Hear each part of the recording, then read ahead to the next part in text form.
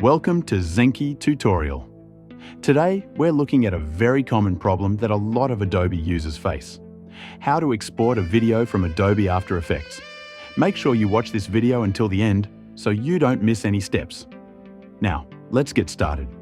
If you only want to export a specific part of your video, you can select that section here. Otherwise, it will export the whole project. Next, go to File, Export, Add to Render Queue. A new window will open. Here you can adjust your export settings.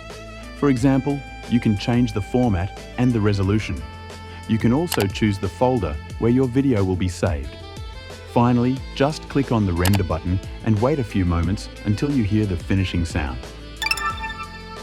And that's it. Congratulations, your video has been successfully exported to the location you selected. Don't forget to share this video with your friends who struggle with the same issue. See you in the next tutorial, and happy editing!